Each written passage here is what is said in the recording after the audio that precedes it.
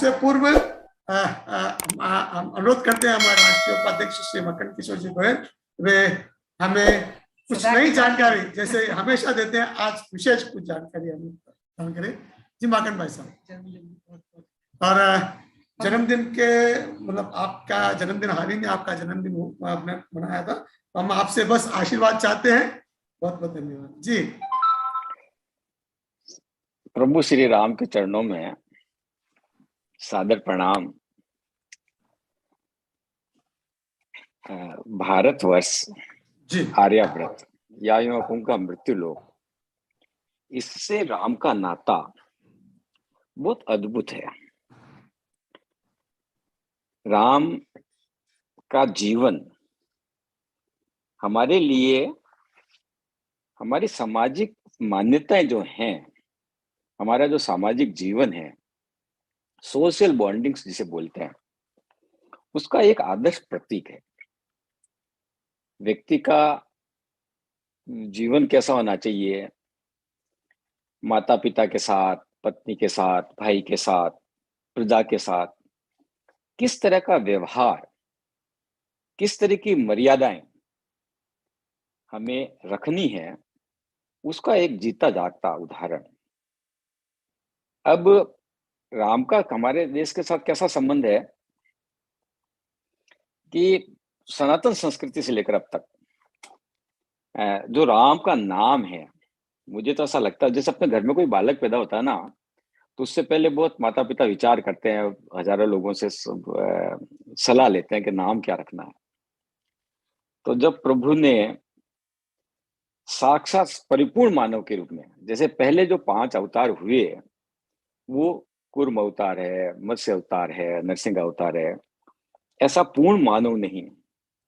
लेकिन जब पूर्ण मानव के रूप में भगवान को आना था, ब्रह्म को आना था, तो बड़ा विचार मंथन चला कि क्या नाम रखा जाए। उस नाम का भी अपना एक महत्व रहता है। तो मुझे ऐसा लगता है कि शब्दकोश को ढूंढा, वाणी के शब्दों के अंदर बड़ी प्रबल ताकत होती है। शब्द का उच्चारण भी का भी एक महत्व रहता है। तो कम से कम नाम ऐसा हो जिसका उच्चारण करके ही व्यक्ति भवसागर पार हो जाए।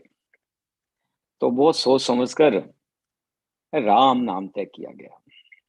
और पूछते पूछते जब मुझे लगता है शिव जी के पास गए होंगे, तो शिव जी ने कहा कि मैं तो राम का ही नाम 24 घंटे जपता रहता हूँ। लोगों को लगता है कि मैं नशे में रहता हूँ, पर मैं तो राम नाम में जपता रहता हूँ। तो ऐसा राम का नाम, तो आपने देखा होगा जो पूर्ण मानव के रूप में 3 अवतार हुए, परशुराम, राम और कृष्ण। तो पहला नाम भी परशुराम का राम नाम था, परसा धारण करते थे, तो परशुराम नाम रहा। फिर राम जी हुए, खुद पूरा नाम राम जी था। और ऐसा मानते हैं कि राम के साथ शेषावतार हमेशा होते रहे हैं। तो उनका आग्रह रहता था कि राम जी आपका 2 बार नाम हो गया, तो एक बार नाम मेरा राम हो जाए। तो कृष्ण के साथ बलराम का नाम राम रखा गया। तो ऐसा नाम प्रभु ने जब अवतार लिया, तो उसका नाम क्या हो, उसका इतना महत्व रहता है। अब भारत के हर कोने में, हर काल के अंदर राम का नाम व्यक्तियों के नाम के साथ जुड़ा रहा है। जैसे कोई रामानुजाचार्य थे, या अभी भी वर्तमान में दक्षिण में भी जैसे रामलिंगम। भारत में तो अनेकों नाम है, डगला राम, मंगला राम, पुरुषोत्तम राम। भारत का शायद ही ऐसा कोई गांव होगा जिसमें कोई एक भी व्यक्ति ऐसा नहीं हो जिसके पीछे राम का नाम नहीं लगता। तो ऐसा भारतवर्ष के अंदर राम समाया हुआ है, कण कण के अंदर राम समाया हुआ है। और ऐसा मानते हैं कि जो अपन मानते हैं निर्गुण ब्रह्म और सगुण ब्रह्म, तो सगुण ब्रह्म के रूप में राम जी का अवतार हुआ। इसके लिए तुलसीदास जी कहते हैं, राम ब्रह्म परमार्थ रूपा। ब्रह्म ने परमार्थ के लिए राम के रूप में जन्म लिया।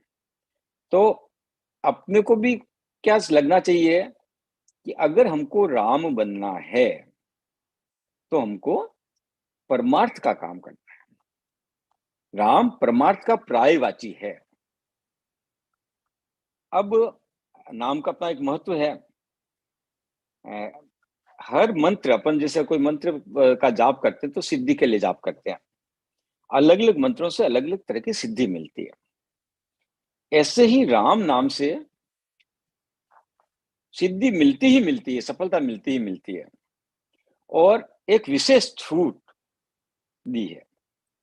राम का नाम आप कभी भी ले सकते हो, सुख में ले सकते हो, दुख में ले सकते हो, मनुष्य का जन्म हो तो ले सकते हो, मनुष्य की मृत्यु हो तो ले सकते हो, आलस्य आ रहा हो तो ले सकते हो, बीमार हो तो ले सकते हो, स्नान न किया हो तो भी चलेगा, ले सकते हो, यहां तक कि सवेरे सोच में बैठे बैठे भी ले सकते हो। बाकी सभी मंत्रों की अपनी एक विधि विधान होती है कि हमको स्नान करके मंत्र का जाप करना है, हवन करना तो पूरी तैयारी करनी है, मंदिर जाना तो स्नान करके जाना है, कुछ विशेष वेशभूषा पहन के जाना है, तिलक लगा के करना है, हाथ में माला लेके करना है। और अगर मंत्रों का जाप सही नहीं किया तो उसका दुष्परिणाम भी मिलता है। तो अब गायत्री का मंत्र है, अपने महामृत्युंजय का मंत्र है, मंत्र है, ऐसे कई सारे मंत्र हैं जो सिद्धि देते हैं। लेकिन उन मंत्रों की उपासना, उस मंत्रों का जाप का एक विशेष प्रावधान रहता है। उस प्रावधान को निभाना पड़ता है। लेकिन राम नाम कैसा है कि कोई प्रावधान नहीं, याद करने में कोई कठिनाई नहीं, किसी भी समय, किसी भी परिस्थिति में, कैसे भी संकट में आप उसको ले सकते। रास्ते चलते लोग मिल गए तो राम राम कर लिया, राम का नाम ले लिया, टेलीफोन किया तो राम राम कर लिया, बीमार है तो राम राम कर लिया। समय की कोई सीमा नहीं, रात को अचानक नींद खुल गई, नींद नहीं आ रही तो राम राम जप लो। ऐसा नहीं कि उसमें पद्मासन में बैठना है, योग सिद्धि में बैठना है, और तो ही राम राम का नाम लेना है। बड़ा सहज बीज मंत्र। हर मंत्र का अपना एक प्रभाव रहता है और मंत्र से आपको निश्चित रूप से सफलता मिलती है, सिद्धि मिलती है। लेकिन राम नाम का जो मंत्र है उससे तो 100% सिद्धि प्राप्त होती है। लोग कहते हैं राम का जो नाम है वो निर्गुण ब्रह्म और सगुण राम से भी बड़ा है। राम नाम राम से भी बड़ा है। ऐसा एक दृष्टांत आता है, जब ये लंका पार करने के लिए पुल का निर्माण किया जा रहा था, तो नल नील ने के सुझाव के अनुसार राम का नाम लिख लेकर पत्थर को पानी में छोड़ते थे, वो पत्थर तैरता था। ऐसा कहते हैं कि राम जी को लगा कि जब मेरे नाम का पत्थर तैरता है तो जब मैं खुद छोड़ूंगा तो वो पत्थर तो निश्चित रूप से तैरेगा। राम जी ने पत्थर लिया और छोड़ा और वो पत्थर डूब गया। पास में हनुमान जी खड़े थे, मुस्कुराए। राम जी ने बड़े संशय की दृष्टि से हनुमान को देखा तो हनुमान ने कहा, प्रभु राम, जिस पर आपका आवरण है, जिस पत्थर पर राम नाम लिखा हुआ है, यानी जो व्यक्ति पर आपका आवरण है, वो तो डूब ही नहीं सकता, लेकिन जिसको आपने छोड़ दिया वो कैसे तैर सकता है? उसको तो डूबना ही डूबना है। तो हम राम के आवरण में रहें, राम हमें छोड़े नहीं, ये हमारी संकल्पना रहनी चाहिए। एक और दृष्टांत आता है कि नारद जी ने वशिष्ठ मुनि राम नाम की बड़ी व्याख्या करते थे। वो भरे दरबार में राम के सामने कहते थे कि राम, तेरे से भी तेरा नाम बड़ा है। वो एक असली बीज मंत्र है। तो नारद जी ने वशिष्ठ को कहा कि इसको प्रूव करो। तो वशिष्ठ जी ने एक बार जब सभा बुलाई तो हनुमान जी को बुलाया, उसमें विश्वामित्र जी का हनुमान जी से परिचय नहीं कराया। तो हनुमान जी ने सबको प्रणाम किया, विश्वामित्र जी को प्रणाम नहीं किया। विश्वामित्र जी राम जी के गुरु थे। तो विश्वामित्र जी को थोड़ा ठीक नहीं लगा, उन्होंने राम को आज्ञा दी कि इसने, आपके इस भगत ने मेरा अपमान किया है, इसको सजा दीजिए। तो ऐसा कहते हैं कि राम जी तुरंत किसी पेड़ के नीचे आके बैठ गए और राम राम राम राम राम राम का नाम करने लगे। अब राम जी ने उसको, ऐसा दृष्टांत आता है कि मारने के लिए शस्त्र चलाए, जब नहीं कुछ हुआ तो ब्रह्मास्त्र चलाया, लेकिन उसका भी कोई असर नहीं हुआ। तो उन्होंने वशिष्ठ जी को कहा कि क्या बात है, मैंने रावण जैसे योद्धा को मार दिया, ये तो मेरा बालक है। तो वशिष्ठ जी ने कहा कि राम नाम का आवरण इसके चारों तरफ है, तुम्हारे किसी अस्त्र का इस पर प्रभाव नहीं होगा। तो आपसे भी बड़ा आपका नाम है। तो ये जो राम का नाम है, इसका एक अपना चमत्कार है।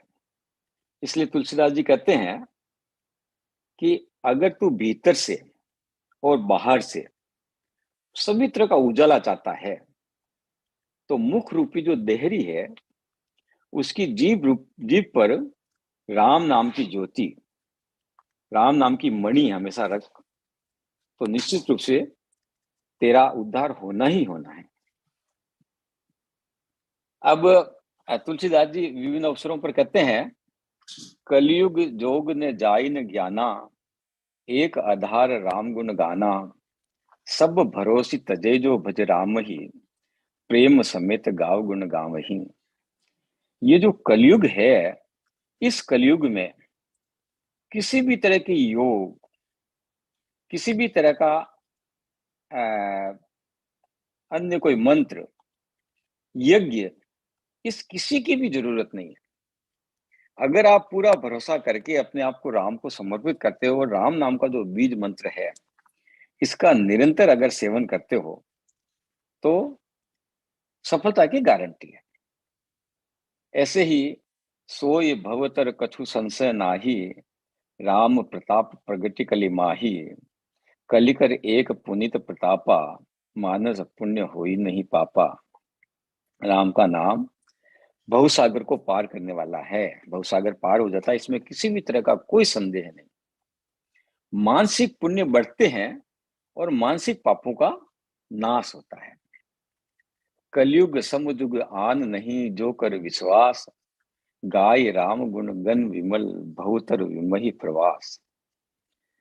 अब राम जी में अगर आप विश्वास करें, तो कलयुग के बराबर कोई युग नहीं है जिसमें केवल राम का नाम लेने से गति मिल जाती है। सतयुग में, द्वापर में आपको अन्य को प्रयत्न करने पड़ते थे, लंबी लंबी साधना करनी पड़ती थी, जीवन को बहुत कष्ट देने पड़ते थे, तब कहीं जाकर आपको मुक्ति मिलती थी। लेकिन कितना सुंदर कलयुग है कि केवल राम का नाम लेकर आपको आपकी मुक्ति आपको मिल सकती है। काल धर्म नहीं व्यापही ताही, रघुतर चरण प्रीति नहीं अति नाजाही, नटकुत विकट कपट खल नायक, नट सेवक ने व्यापही माया। आगे तुलसीदास जी कहते हैं कि राम के चरणों में जिनको प्रीति है, उनको श्री हरि द्वारा जो निर्मित माया है, मोह है, इसका जो जंजाल है, इसकी जो बाजीगरी है, ये नहीं व्यापती। जैसे नट अपनी कोई माया दिखाता है तो ऐसा लगता है बड़ी दुर्गम माया है, लेकिन जो जम्बूरा होता है उसको पता है कि क्या हो रहा है। तो ऐसे ही राम नाम की अगर आपने भक्ति की है, साधना की है, हरि ने देखो अपनी माया भी रची है और सद्गुण सारे गुण भी रचे हैं। तो ऐसे व्यक्ति को जो माया है वो व्याप्ति नहीं है, उसके अंदर उसके जंजाल में वो पड़ता नहीं है। हरि माया करते दोष गुण, बिनु हरि भजन जाही, बजे राम तजी राम काम सब, अस विचारी मन माही। राम का नाम जपने से हरि माया के रचे हुए सारे दोष, सारे दुर्गुण दूर होते हैं और सगुण आते हैं। ये सारी राम के नाम की महिमा है। और मैं कई बार बताता हूं कि जैसे सूर्य की ऊर्जा होती है, पवन की ऊर्जा होती है, इसी प्रकार की वाणी की, ध्वनि की, शब्दों की ऊर्जा होती है। और शब्दों की ऊर्जा की जब हम उपासना करते हैं, उसका जप करते हैं, तो हमको सिद्धि प्राप्त होती है। हमारे बड़े बड़े ऋषियों ने, मुनियों ने मंत्रों के आधार पर बहुत बड़ी बड़ी सिद्धियां प्राप्त की है। और हमारे आपने देखा होगा, आप तो सभी धार्मिक लोग हैं, विभिन्न तरह के मंत्र और उनकी एक पद्धति, उसके अनुसार अगर उसकी उपासना की जाए तो निश्चित रूप से सिद्धि प्राप्त होती है। जैसे अपना एक कवि हुए थे जिन्होंने मेघ वंश ये राग गाया और बारिश करवा दी। लोग कोई राग गाकर अग्नि प्रज्वलित कर लेते हैं, यानी शब्दों के अंदर एक विशेष शक्ति, विशेष महत्व होता है। और कितना सौभाग्य है कि इतनी सारी शक्ति भक्ति के लिए विभिन्न तरह के मंत्रों की उपासना करने की बजाय सिर्फ राम नाम का जो बीज मंत्र है, इसकी उपासना कर ली जाए तो निश्चित रूप से सिद्धि मिलेगी ही मिलेगी। मैं एक इस मामले में आपको खुला ऑफर देता हूं। आप राम नाम की भक्ति कीजिए, आज से प्रारंभ कर दो। 1 साल बाद, समझ लो आज आपकी कैपिटल 10 करोड़ है और 1 साल के अंदर आपने अगर 1 करोड़ राम नाम लिए हैं तो 1 साल बाद में आपकी कैपिटल 11 करोड़ हो जाएगी। जितने राम के नाम उतना बैंक बैलेंस आपका निश्चित रूप से बढ़ जाएगा। आप काउंट कर लेना और मेरी तरफ से खुला ऑफर है, जिसको कम पड़े वो मेरे से ले ले। ये बिल्कुल टेस्टेड, परखा हुआ फॉर्मूला है। आप जीवन में गिन लेना आपने कि आपने कितने राम नाम लिए, नींद में, सोते, जागते, उठते, और आपका बैंक बैलेंस क्या है। ये एक बिल्कुल सनातन सत्य है। इस बीज मंत्र का जो प्रभाव है वो बहुत चमत्कारी है। ये तो मैंने आर्थिक दृष्टि से बताया है और सामाजिक दृष्टि से, अपने मानसिक दृष्टि से, आध्यात्मिक दृष्टि से इसका सारा सुख मिलता ही है। और इसीलिए शिव शिव तो देखो पूर्ण ब्रह्म है। निर्गुण शिव शक्ति है वो निर्गुण ब्रह्म है, और राम सगुण ब्रह्म है। इन सबसे ऊपर जो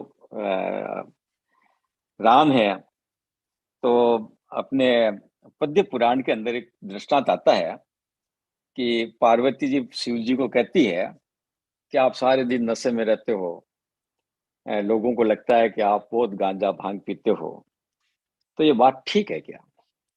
तो शिव जी कहते हैं, हे माते, हे पार्वती, राम रामे, मैं हमेशा ही राम रामेति रामेति रमे रामे मनोरमे सहस्त्र नाम ततुल्यम राम नाम वरानने। हे सुमुखी, मैं तो राम राम राम इस प्रकार जप करते हुए परम मनोहर श्री राम नाम के में ही निरंतर रमण करता हूं। राम नाम संपूर्ण सहस्त्र नाम के समान है। तो शिव जैसी महाशक्ति, स्वयं जो ब्रह्म है, वो भी निरंतर जिस नाम का जाप करते हैं, तो हम तो मानव हैं, मनुष्य हैं, और कलयुग में विशेष छूट दी है कि अगर आप राम नाम का स्मरण करते हैं, बारंबार याद करते हैं, मतलब ये तो एक बैंक है कि जितना पैसा जमा कराएंगे ब्याज सहित मिलेगा, पुण्य मिलेंगे, पैसा मिलेगा, परमार्थ करने का लाभ मिलेगा, और अगला जन्म, देखो कई सारे मंत्र, कई सारी बातें हम हमारा आगे का जीवन, मतलब मृत्यु के पश्चात हमको स्वर्ग मिले, इसके लिए करते हैं। लेकिन राम नाम का जाप का परिणाम, लाभ इसी जन्म में मिलने वाला है। अब कोई लोग कहते हैं किसने स्वर्ग देखा, किसने नरक देखा, लेकिन वर्तमान तो आपने देखा ही है। तो वर्तमान के अंदर ही इसका परिणाम मिलना है। ये राम नाम की महिमा। राम नाम की महिमा कैसी है, उसका क्या परिणाम होता है, जो राम नाम का बीज मंत्र है, राम की उपासना से भी बड़ा, उसका क्या प्रभाव होता है, इसका उससे हमें 2-3 उदाहरणों से हम समझ सकते हैं। आपने सबने वाल्मीकि की कहानी सुनी है। वो पहले डाकू हुआ करते थे। किसी सत्संग में गए तो उनको समझाने का प्रयत्न किया कि तू राम नाम का जाप कर और उस जाप से तेरे को सिद्धि मिलेगी। स्वभाव डाकू था, मना कर दिया, मैं राम राम नहीं कर सकता। मेरे स्वभाव में नहीं है। तो अगले को कहा, चलो राम राम नहीं कर सकता तो मरा मरा तो कर सकता है। हाँ, ये मैं कर सकता हूँ। तो महर्षि वाल्मीकि ने मरा मरा मरा मरा का निरंतर जाप शुरू किया। तो मरा से म से राम राम ऐसा बोला गया और बाद में बहुत बड़े सिद्ध पुरुष हुए। यानी राम का नाम राम का डायरेक्ट नाम नहीं लेकर भी मरा मरा करने के बाद भी जब वो राम राम में कन्वर्ट हो गया तो इतनी कृपा इस मंत्र की रहती है। अब बहुत लंबा नहीं जाए तो मैं वर्तमान युग के एक दो उदाहरण देने का प्रयत्न करूंगा। आप सबने देखा है भाजपा की 540 में से मात्र 2 सीटें संसद के अंदर।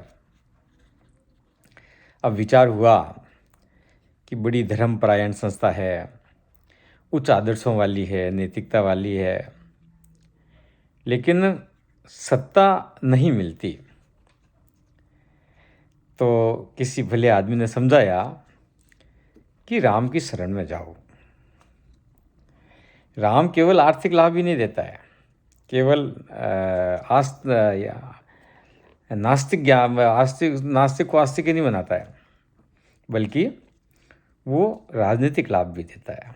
और आप सबने देखा भाजपा ने अपने आप को पूर्ण समर्पित कर दिया राम को। राम का पूरा आवरण, राम रथ यात्रा, राम मंदिर का आग्रह, हर कार्यक्रम में जय श्री राम। और लोगों ने तो यहाँ तक आरोप लगाया कि भाजपा ने राम को खरीद लिया और इसका क्या परिणाम हुआ आपके सामने है। ऐसे ही एक हमारे यहाँ बहुत बड़े संत हुए। अब एक कल्पना करो, मैं संत का नाम बताऊंगा कि अगर किसी व्यक्ति को गोली लगे तो कितना कष्ट होता है, और उस कष्ट में भी मुख से हे राम निकले तो उस व्यक्ति ने पूर्ण जीवन निरंतर राम की साधना की होगी। और वो नाम आप सबको ज्ञात है, महात्मा गांधी। महात्मा गांधी मरते समय उनके मुख से 3 बार हे राम हे राम हे राम निकला। और परिणाम क्या हुआ? आज आपकी सबकी जेब में गांधी जी की फोटो है। गांधी जी राष्ट्रपति नहीं थे, प्रधानमंत्री नहीं थे, लेकिन हर घर के अंदर नोटों के ऊपर गांधी जी की प्रतिमा, मतलब भगवान राम ने उनको इतना अमर कर दिया। कोई संवैधानिक पद नहीं था। और यहाँ तक कि गांधी जी के जो प्रबल विरोधी हैं, प्रबल आलोचक हैं, दूसरे शब्दों में कहूँगा नाथूराम गोडसे के भक्त हैं, वो भी अपनी जेब में गांधी जी की मूर्ति लेकर फोटो लेके चलते हैं। ये राम का चमत्कार नहीं तो और क्या है। चाहे गांधी जी से वैचारिक मतभेदता हो, चाहे कितना भी विरोधी क्यों नहीं हो, लेकिन उसके पर्स में तो गांधी की फोटो रहेगी। और गांधी जी ने भी ऐसा नहीं कि पहले सोचा होगा कि मैं मरते समय हे राम कहूँगा। और कोई भी व्यक्ति, अचानक कोई एक्सीडेंट होता है, अचानक गोली लगती है, तो एक अजीब तरह का कष्ट होता है। और उस कष्ट में से भी जिह्वा से है राम निकलना, ये उनकी राम की प्रति अनंत श्रद्धा, केवल श्रद्धा ही नहीं तो जीवन भर का अभ्यास। वो अपने यहाँ पर आश्रम में, सत्संग में हमेशा राम का नाम स्मरण करते थे। और आपने परिणाम देखा है कि राजनीति में बहुत लोग प्रमुख हुए, बहुत लोगों के पास संवैधानिक पद रहा, लेकिन उस फकीर के पास में कोई संवैधानिक पद नहीं था। उसके बाद में भी लाखों करोड़ों फोटोएं घर घर, मतलब होता है एक व्यक्ति के घर घर में फोटो, रामचंद्र जी की भी घर घर में फोटो किसी की नहीं होगी, श्री कृष्ण की फोटो भी घर घर में नहीं होगी। लेकिन ये राम जी के नाम का चमत्कार है कि उस व्यक्ति की फोटो हर के जेब में रहती है। इतना कहकर मैं अपनी वाणी को विराम देता हूँ।